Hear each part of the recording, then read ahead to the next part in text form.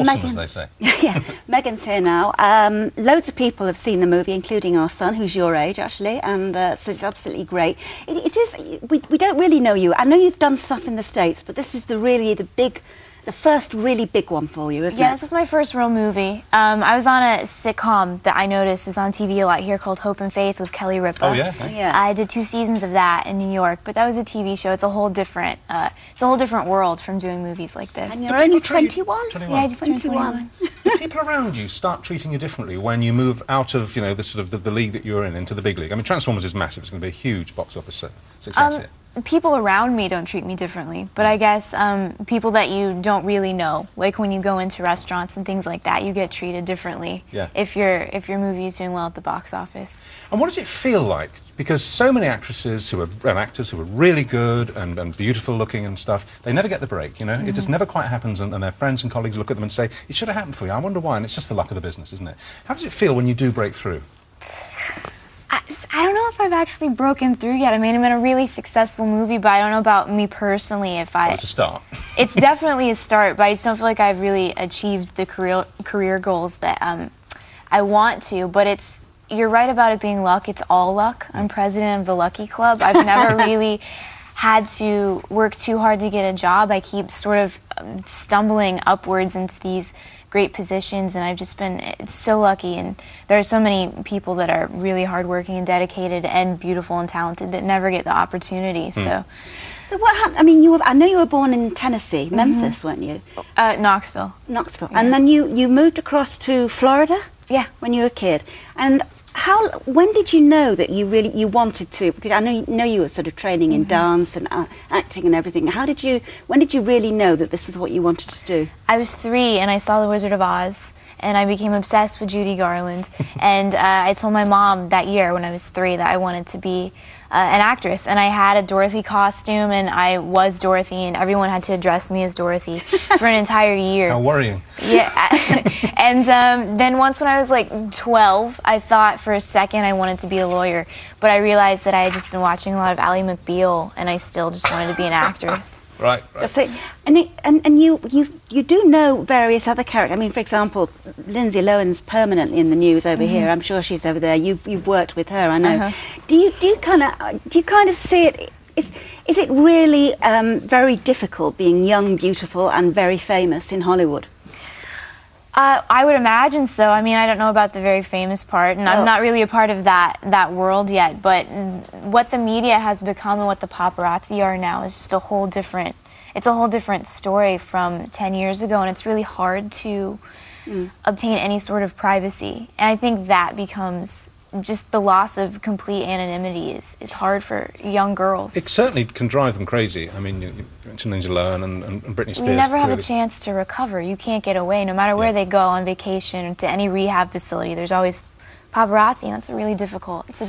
Have they started to bother you yet, the paparazzi? No, they don't care about me. They will soon. And what about... Do you have a strategy of how you're going to cope with it? I'm really boring. That's my strategy. I wear pajamas to like the coffee bean, and then I read books at home. So no one's going to want pictures of that. That's my strategy. Are you in a relationship? Do you go out with the same guy? Or yeah, I'm in a relationship, which I think makes it easier because we want to stay home anyway. Okay. And do you have a strong relationship with your family? I do, with my mom especially. Do you live with her? I don't. She lives in Florida, but... Right. And who do you get your looks from? Your stunning face. I mean, Thank you. I look just like my mommy. Really? Yeah. And what does she do? Nothing now. She's retired. She's in her 50s.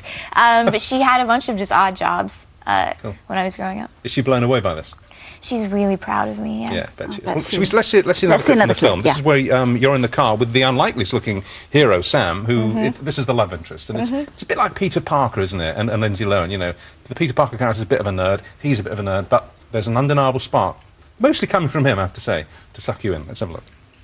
Same situation that I'm always in, because I don't know, I guess I just have a weakness for hot guys, for tight abs and really big arms. Big arms?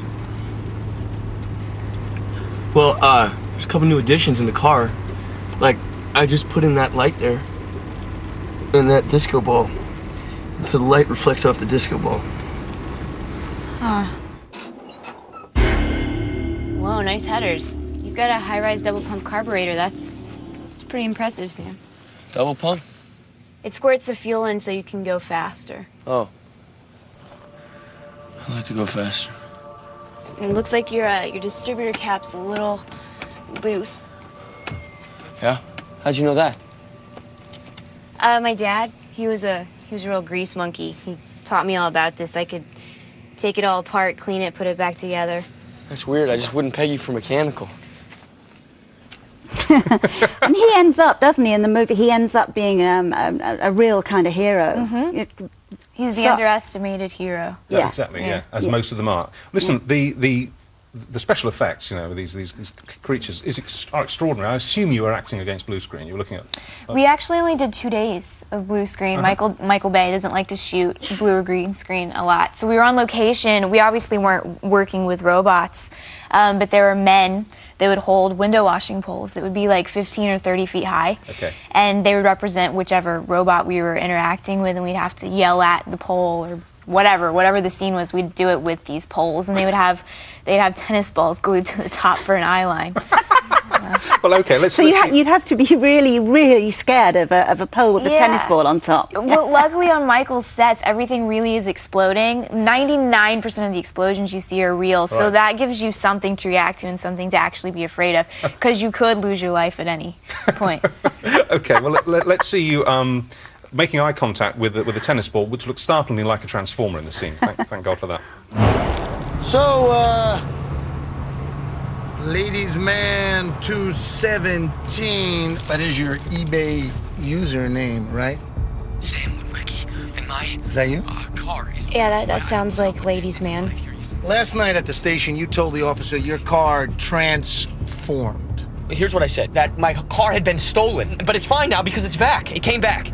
So what do you kids know about aliens, huh?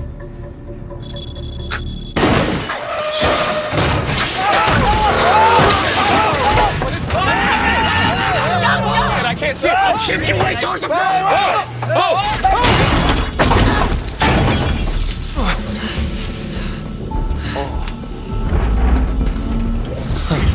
Gentlemen, I want to introduce you to my friend, Optimus Prime. Well, he's one of the good guys, obviously, because some of the He's the leader of the good guys. Yeah, Optimus Prime. So when you actually see, you've obviously seen the movie. I have. When you actually see it for the first time, having had all these tennis balls and poles and things, and you suddenly see what they become, do you feel, God, that is fantastic. I never imagined they'd be as amazing as that. I was really blown away by the special effects. I mean, I went in expecting it to be good. It's ILM who did, they've done some of the best CG in movies, period. And with movies like Lord of the Rings and Star Wars and those types of films out, you expect it to be good, but not as seamless as it was. And I was really taken aback by how real the robots were. Well, it's getting great reviews. Listen, you're here actually in the UK filming How to Lose Friends and Alienate People. I am. And one of your co-stars is Jeff Bridges, who's coming in on Wednesday. Yeah, oh, he is. I didn't know yeah. that. I actually don't have any scenes with him. I just met, and we had sort of like a pre-wrap party for the UK, and I just met him the other night. And what's the film about? The film is based on a book. It's by Toby Young. Yeah, Toby's coming here. Yeah. So, and Simon Pegg plays Toby's character great in the film. cast. And I'm this up-and-coming starlet who sort of destroys his life. He falls in love with her, thinks he does, and she just sort of really takes him for a wrong turn. Just before you go, what's the tattoo you've got on well, I have 8. This one that you're looking at is Marilyn Monroe. Yeah. How old were you when you had that done? This one's my most recent. I had it like 2 months ago. Okay. What's the oldest one? The very first one I ever got, and it's what everyone does. Simon did the same thing. I got a little Japanese symbol on the back of my neck for strength. And that's everyone, like you test the waters with the tiniest tattoo possible. Yeah. And then you work your way up to things like this. And I have a giant piece on my ribs. And what's that on your wrist then? This this was a tribal symbol. It was supposed to represent the ocean. It was 2 waves together in a circle. It wasn't done correctly. The guy was, I don't know if I can say this, he was smoking weed. Yeah, you can say that. I can say that. And he didn't tattoo it correctly. he messed it up. So that one's probably going to go away. We won't name the celebrity in this country who had angels tattooed on her back, except the guy was also possibly doing something that he shouldn't have done. And he wrote it as angles. Oh. Yeah. And it lives forever on her skin. It's there forever, misspelling forever. Hey, it's great to meet you. Nice to meet you. Good luck with it. Good luck in the future. It's a great film. Congratulations. Okay.